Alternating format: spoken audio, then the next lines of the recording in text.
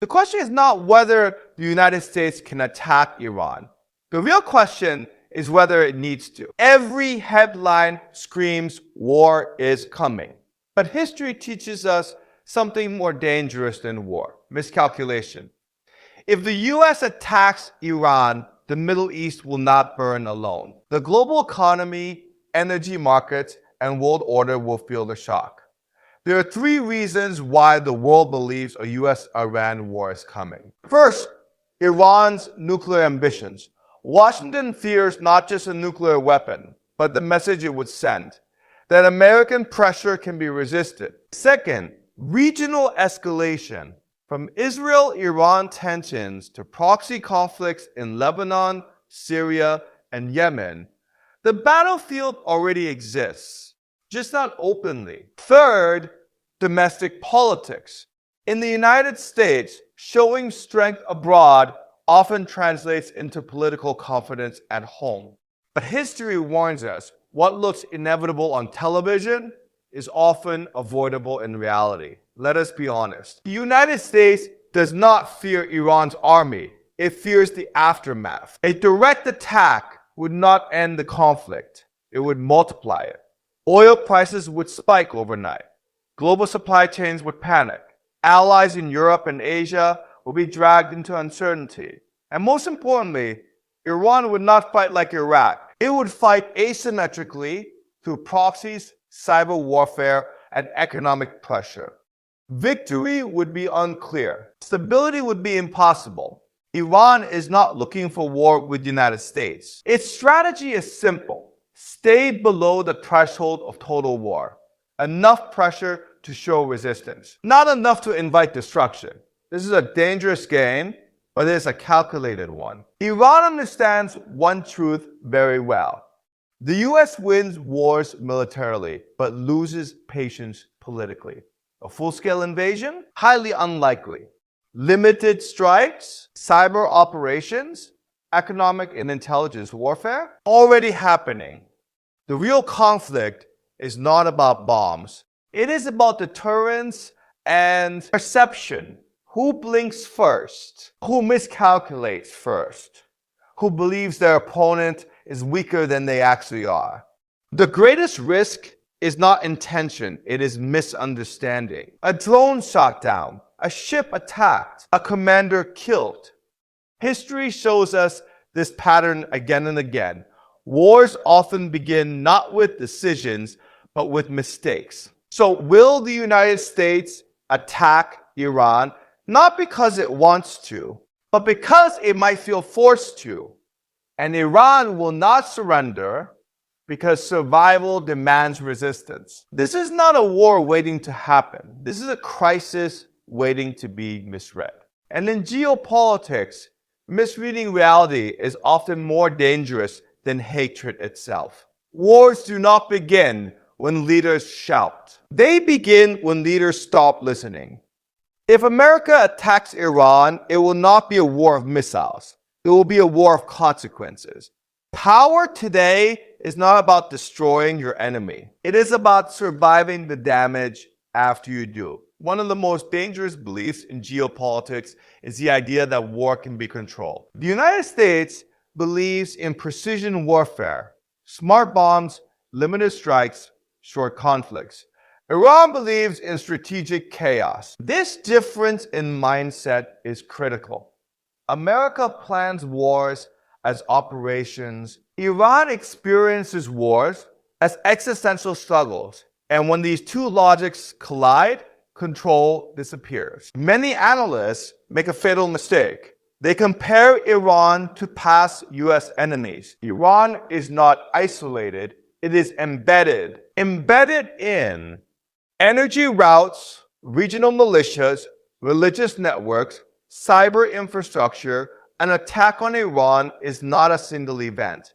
It is a chain reaction. Missiles may fall on Iran, but consequences will fall on the world. No discussion about Iran is complete without Israel. Israel views Iran's nuclear capability as an existential threat, not a political one. This increases pressure on Washington, but pressure does not equal certainty, the U.S. must calculate protecting Israel, avoiding regional war, preventing economic collapse. This triangle has no perfect solution. Every option creates a new crisis. War today begins in markets, not battlefields. If the U.S. attacks Iran, oil prices will surge, inflation will rise globally, developing nations will suffer first. China, India, Europe all become indirect victims. This is why many powerful countries quietly oppose escalation, even when they publicly remain silent. Silence in geopolitics is often fear. The United States faces a paradox. If it does nothing, it appears weak. If it does too much, it creates instability it cannot control. This is the curse of being a superpower. Power gives you options, but also responsibility for every outcome. History does not repeat, but it rhymes. From Vietnam to Iraq, the U.S. learned one painful lesson.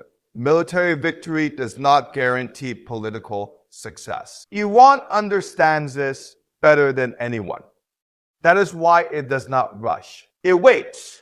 So the real question is not, will the U.S. attack Iran? The real question is, who makes the first irreversible mistake? Because once that happens, leaders will claim they had no choice, and the world will pay the price. In the modern world, the most powerful weapon is not the missile. It is the moment when diplomacy fails. And once that moment passes, no apology can stop history. Great powers rarely fall because of enemies. They fall because they misjudge reality. The US and Iran are not moving toward war. They are moving toward a test of nerve. When pride replaces strategy, history prepares a tragedy. In modern geopolitics, war is no longer about victory. It is about sending a signal to allies, a signal to enemies, a signal to domestic audiences. The problem is, signals can be misread. While one side sees as deterrence, the other side may see as provocation. And once that happens, logic becomes a hostage of emotion. Iran has clearly defined red lines, even if it never announces them publicly. Direct attack on its nuclear facilities. Threat to regime survival, humiliation without response. Cross any one of these and restraint collapses. Iran does not need to win. It only needs to not lose visibly. In Middle Eastern politics, perception is survival. The United States also has red lines. Direct attacks on U.S. troops. Closure of the Strait of Hormuz, threats to Israel's existence. The danger is clear. These red lines overlap. And when red lines overlap, accidents become decisions. Forget missiles. Forget headlines. The real battlefield is the Strait of Hormuz. Nearly 1/5 of the world's oil passes through this narrow corridor. If it is disrupted, markets panic, governments panic, diplomacy collapses. No country wants this. Yet every escalation pushes closer to it. This is how wars begin, not with intent, but with pressure. Diplomacy is slow. It is invisible. It has no dramatic footage. That is why people underestimate it. But diplomacy does not prevent war by shouting. It prevents war by buying time. Time for markets to stabilize, time for leaders to step back, time for mistakes to be corrected. When diplomacy ends, time ends with it. A US-Iran war would not stay regional. It would deepen global polarization, strengthen hardliners everywhere, push smaller nations to choose sides. Neutrality would disappear. And when neutrality disappears, global stability follows it. The most likely future is not war, it is permanent tension. Occasional strikes, economic pressure, proxy conflicts, information warfare, a conflict that never explodes, but never ends. This is more exhausting than war and more dangerous. The US has power, Iran has patience. History shows us which one lasts longer. Tragedy is not that war may happen. The tragedy is that everyone believes they will control it. Every empire believes it will manage decline. History proves otherwise. The US-Iran tension is not about today. It is about what kind of world comes next.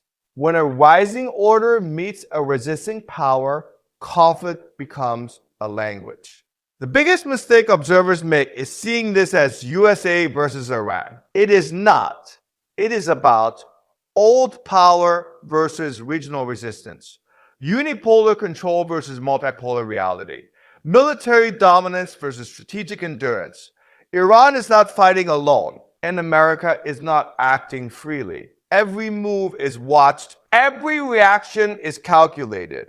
China does not want war. Russia does not fear chaos. Both benefit from American distraction, not by joining the fight, but by letting pressure drain US attention, resources, and credibility. A prolonged US-Iran crisis weakens US focus in Asia, divides Western allies, normalizes instability. Silence here is not neutrality. It is strategy. Before missiles fly, stories fly. Narratives shape reality. One side frames defense, the other frames aggression. Social media amplifies fear. Truth becomes fragmented. When people are confused, leaders gain freedom to act. Information war is not propaganda. It is permission creation. In the 21st century, wars are won in living rooms, not bunkers.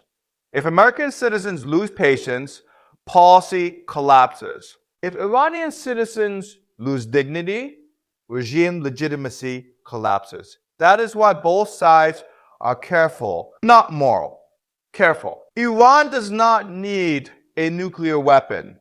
It needs nuclear ambiguity, enough uncertainty to deter attack force negotiation, delayed decisions. This ambiguity terrifies Washington because it removes clarity, and without clarity, power hesitates.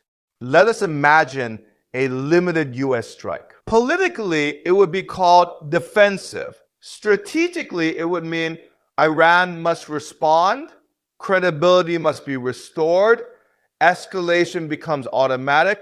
There is no such thing as a clean strike when pride is involved. Prestige is more dangerous than ideology. Nations can compromise on policy. They rarely compromise on image. If America backs down, it looks weak. If Iran backs down, it looks broken. This is how rational actors walk into irrational outcomes. This conflict is not driven by hatred. It is driven by fear of losing relevance. The United States fears a world it cannot control. Iran fears a future it cannot survive in. And when fear replaces imagination, history prepares another lesson.